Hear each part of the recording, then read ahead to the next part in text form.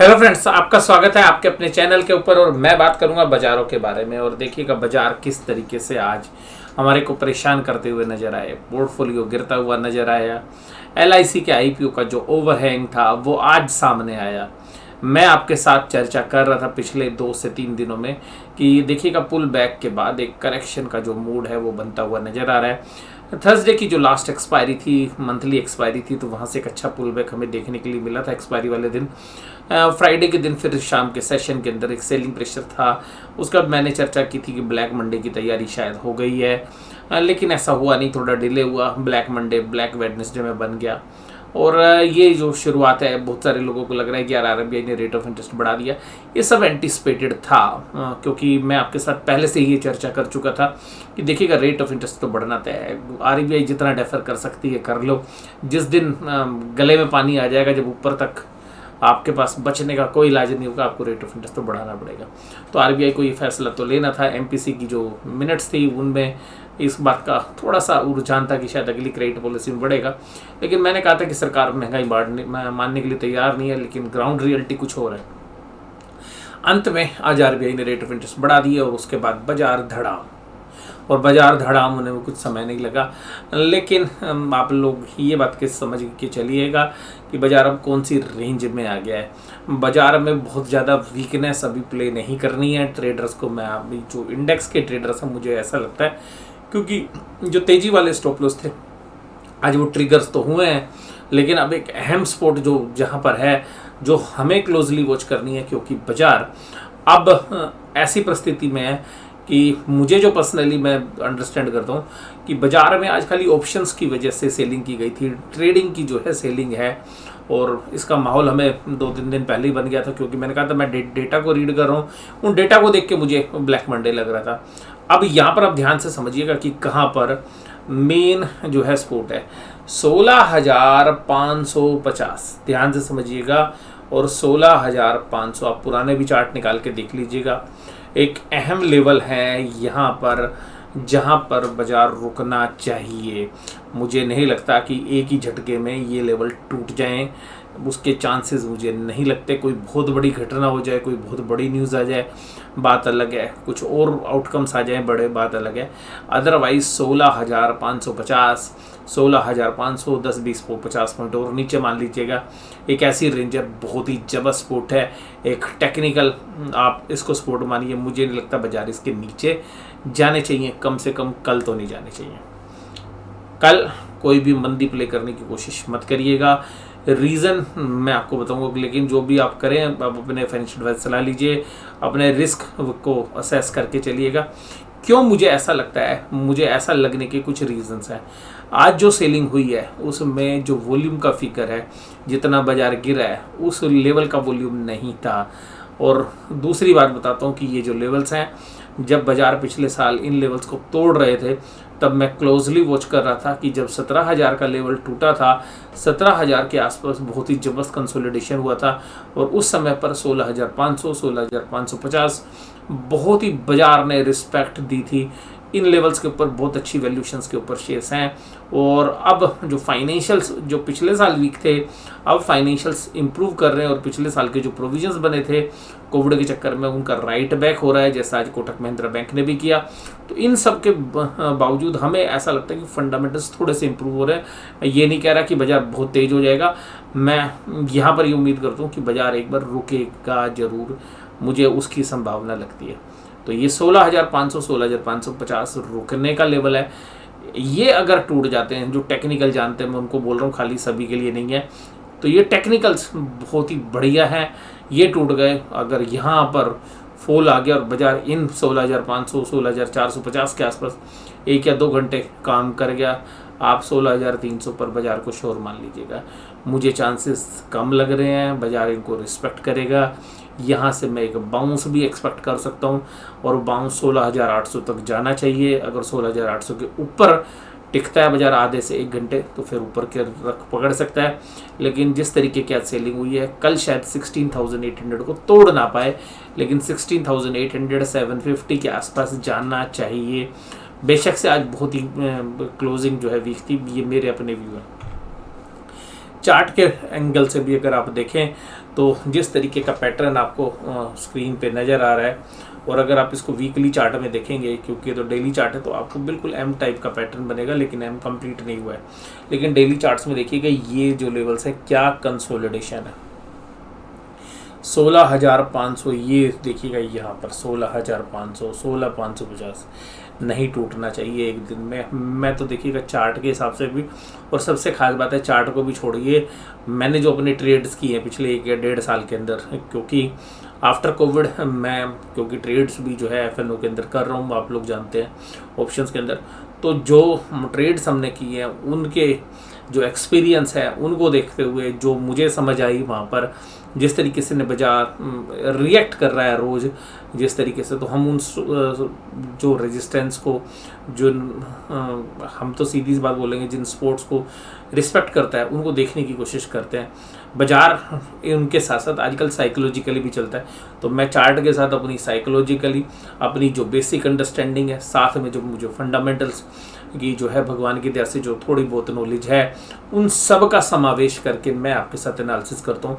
तो मेरा जो भी एनालिसिस है वो ना केवल चार्ट के ऊपर है, ना केवल फंडामेंटल्स के ऊपर है, बल्कि साइकोलॉजी और जो प्राइस एक्शन है इंट्राडे में, उन सब का समावेश करके मैं आपके साथ जो है एनालिसिस करने की कोशिश करता हूँ। मुझे लगता है कि 16,500, 16,550 को रिस्पेक्ट मिलनी चाहिए, और जिस तरीके से पैटर्न्स बन रहे होते हैं, जिस तरीके से एक्शंस हो रहे होते हैं, मैं उनको कद्र करने की कोशिश करता हूँ।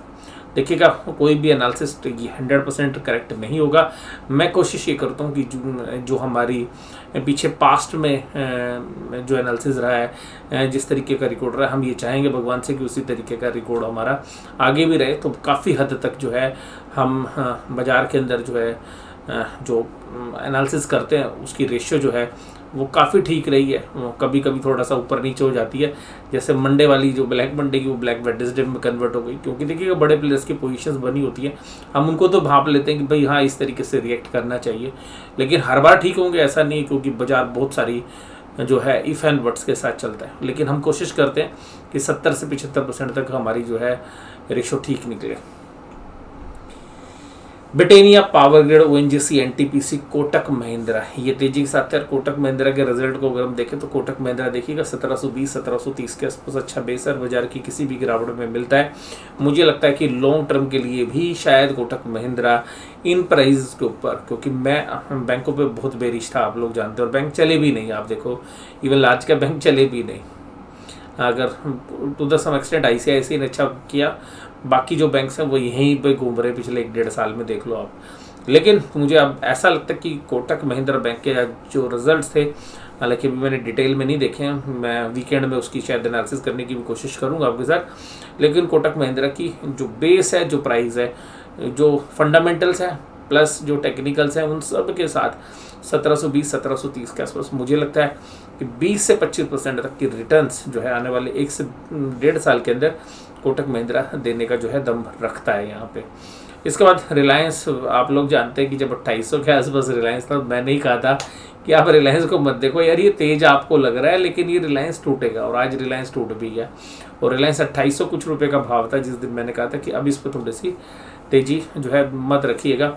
एचडीएफसी बैंक में देखिएगा मेरी तेजी की पोजीशन अभी भी है, लेकिन मैंने तेजी को थोड़ा सा हल्का कर लिया। मैंने पहले डबल कर लिया था तेजी को, फिर आपको पता है जब 1403 1404 की जो प्राइस थे, तो मैंने पोजीशंस को फ्यूचर से कन्वर्ट करके ऑप्शन में कर लिया था, और ऑप्शंस में भी हमने आधी पोजीशंस कर ली थी। तो अल्टीमेटली हमने अपने सौदे जो है प्रॉफिट्स में कन्वर्ट कर लिए थे। हालांकि आज फिर जो है बाजार के गिरने की वजह से उनके अंदर लॉसेज आ गए। नहीं, जिस समय हमने रोल ओवर की थी तो जो भी 1450 की पुट के लॉस थे वो सब रिकवर हो गए थे। Bajaj finance, ICICI bank, HDFC, सब फाइनेंशियल्स में आज देखिए कमजोरी थी। अब मैं फाइनेंशियल्स पर ही आपके साथ बात करूँगा। मार्केट का ओवरऑल लुक जो है वो अभी भी वीक है, वो आप लोग जानते हैं। Underline ONGC, Britannia, Power Grid, NTPC, Kotak Mahindra ये तेज थे, सब गिरे हुए थे 45 case. Apollo hospital, Adani ports, Hindalco, Bajaj finance, Bajaj Finserv, सब जगह कमजोरी थी। टाइटन कंपनी, श्री सीमेंट, ये सब कमजोरी के साथ काम कर रहे थे। और सीमेंट के अंदर अभी देखिएगा जो श्री सीमेंट है, मुझे अभी इस तरीके की जो सीमेंट शेयर्स हैं इनसे शायद थोड़ा दूरी बना के रखने वाली जो है स्थिति है, क्योंकि फ्रेट के रेट बहुत तेज़ है, सीमेंट के प्राइस इन्होंने बढ़ा दिए हैं, इन्फ्लेशनरी प्रेशर है अभी। और यहाँ पर एक शेयर मिसिंग है, वो मैं आपको साथ कल चर्चा करूँगा, वो है टाटा स्टील। तो टाटा स्टील पर अगर मुझे याद रहेगा तो मैं आपके साथ एक चर्चा जो है करना चाहूँगा, या तो सेपरेट वीडियो में, या 10 से 15 मिनट के इस एनालिसिस में 2 से 3 मिनट जो है टाटा स्टील पे आगे चल के बात करता हुआ आपको नजर आऊँगा। निफ्टी बैंक 35264, आप ध्यान रखिएगा, मैं इसके बारे में थोड़ा सा ज़्यादा डिटेल में आपके साथ चर्चा करूँगा। मैंने कल आपके साथ जो बात की थी, पहले तो निफ्टी की बात करता हूँ। मैंने कहा था 16,800 टूट गया ना भैया, बाजार क्रैक। 16,800 पे रिस्पेक्ट करना चाहिए बाजार को, और 16,800 जैसे ही टूटा आज बाजार की धज्जियाँ उड़ गई। अब निफ्टी बैंक के बारे में क्या बोला था, मैंने बोला था 35,800, जब तक इसको रिस्पेक्ट कर रहा है ठीक है, वीकनेस है। कल की वीडियो का शीर्षक हमने कहा भाई ब्लैक मंडे होना चाहिए, तो नहीं हुआ, आज ब्लैक वेडनेसडे हो गया। 35,800 टूटने के बाद ही बाजार स्लाइड हुआ है, आप देखिएगा। ये जो 35,800 को जब तक रिस्पेक्ट दे रहा था, हालांकि एक बार 750 तक गया, फिर वापस आ जाता है, उसको हम नहीं मानते टूटना, लेकिन जब आधा 1 घंटे टूटा, फिर देखिएगा टूटा, फिर 1 वे स्लाइड। अब आप कहेंगे सर निफ्टी बैंक में क्या, देखिएगा निफ्टी बैंक में मैंने कल भी चर्चा की थी, 35,800 टूटेगा, 35,100 35,200 के आसपास बाजार जाएगा। बाजार 35,264 पे है, 137 पर टेस्ट करके। आप ध्यान से सुनिएगा मेरी बात, मैं आपको पहले एक ब्रॉड रेंज बता रहा हूँ, ध्यान से सुनिए। अब बाजार एक रेंज में आ गया है, और ये बाजार की इस बैंक निफ्टी की सबसे फेवरेट रेंज है पिछले साल की भी। पिछला साल आप निकाल लीजिएगा, इस रेंज को आप नज़रअंदाज नहीं कर सकते। ये रेंज थी 34,000 34,000, बहुत ही मेजर स्पोर्ट है। उसके बाद है 34,800 से 700 के भी आसपास। उसके बाद है 35,100 35,200, ये मैं आपको स्पोर्ट बता रहा हूँ। और जो आज स्पोर्ट टूटी है वो थी 35,800। इस ब्रॉडर रेंज में देख लीजिएगा, काम यहीं पे होता हुआ नजर आएगा। जब तक 35,800 टूट के बाजार ऊपर नहीं जाएगा, बुल नहीं आएंगे, बुलिश सेंटिमेंट नहीं होगा। 35,800 तक ही बाजार जाने की कोशिश करे, 700-800 दोबारा से पलटी मार के नीचे आने की चांसेस हैं, जिस तरीके से 35,800 टूटा है। लेकिन अगर 35,800 एक ही झटके में टूट गया भाई साहब, आप ये समझ लीजिए बहुत बढ़िया वाली तेजी आएगी, और कम से कम 1200-1500 पॉइंट की तेजी आएगी। तब तक बाजार 37,100 37,200 से पहले नहीं रुकेगा। अगर 35,800 तोड़ दिया, बट चांसेस नहीं है अभी, आज तो नहीं है। दूसरी बार अब जो लेवल बने वो 34,000 से लेकर 35,800 की एक रेंज समझ लीजिएगा। 34,000 और 35,800 नीचे शॉर्ट्स मारने की कोशिश ना करें। यहाँ पर बहुत सारे जो टेक्निकल्स हैं वो ऐसे दिखाएंगे आपको कि बाजार मंदा हो गया, स्टॉप लॉस घट गया 35,800 का, और मंदी खेल दो, और भाई साहब बाजार वहीं से शॉर्ट कवरिंग करेगा, भाई साहब बर्बाद हो जाओगे या नुकसान होएगा। ध्यान रखिएगा, इस रेंज के साथ देखिएगा 35,100 35,200, इस रेंज को समझिएगा। मैं आपको एक और रेंज बताता हूँ, 35,000 60-70 के आसपास एक बार बाजार जाता है, कल बाउंस करने के चांसेस बहुत अच्छे हैं। इवन 35,000 को तोड़ भी देता है, 970 900 बाउंस करने के चांसेस हैं। फिर 35,200 35,300 इवन 35,500 तक भी बाजार जाए, क्योंकि 35,500 को आज रिस्पेक्ट नहीं दी बहुत आसानी से। तो ये एक आज इवेंट था, न्यूज़ था, एक बार में स्लाइड हुआ तो वो फंस गए लोग। मुझे ऐसा लगता है कि बाजार नीचे लेवल्स पे सपोर्ट करेगा कल। मुझे मंदी के चांसेस नहीं लगते, नीचे मंदी होगी तो रिकवरी आने के चांसेस होंगे, कल नहीं होगी तो परसों रिकवरी आ जाएगी।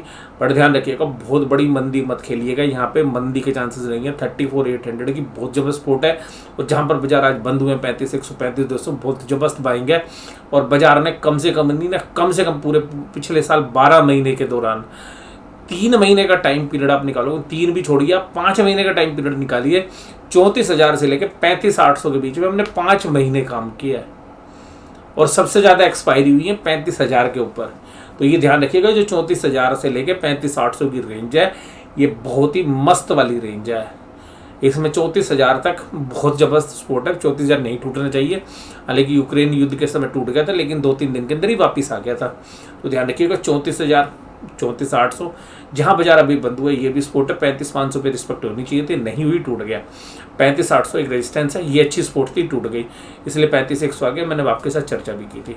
35,100 35,200 34,800 यहाँ पर अब एक रेंज में प्ले करिए।